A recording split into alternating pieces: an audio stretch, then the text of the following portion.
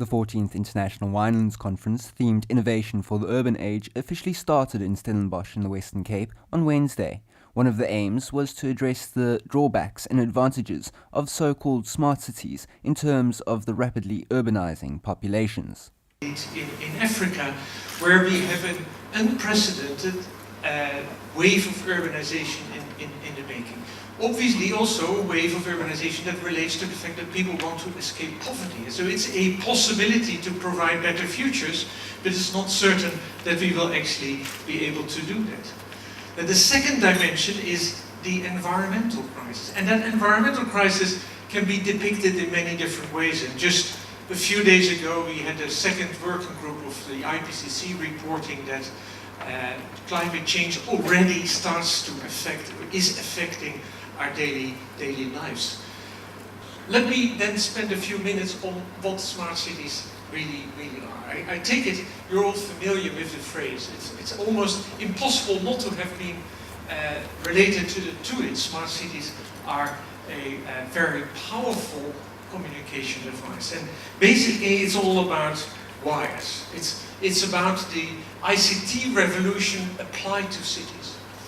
Thinking that we have gone through a phase of infrastructure, say, based in the 19th century, which you could now see is done.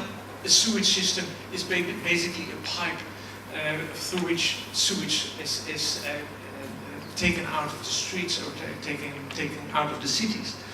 Now, the idea of a smart city is that we can do something with ICT technology to smarten these infrastructure works up.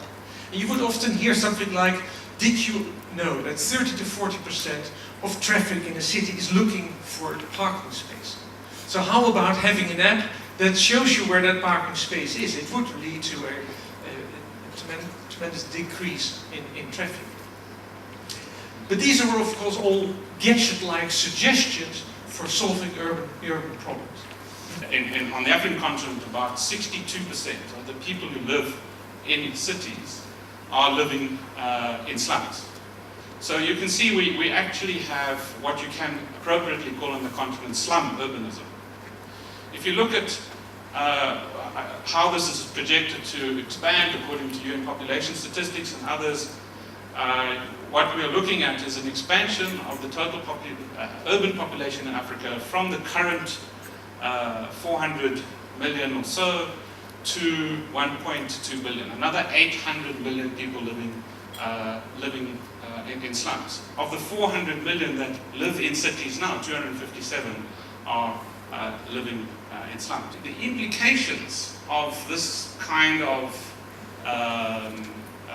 distorted urbanization without industrialization, in the context of a consensus trance amongst the ministers of finance and economics, where there is this consensus that Africa Rising needs to be consolidated through an industrial policy framework, yet very little discussion about the nature of African urbanism and the challenges we face.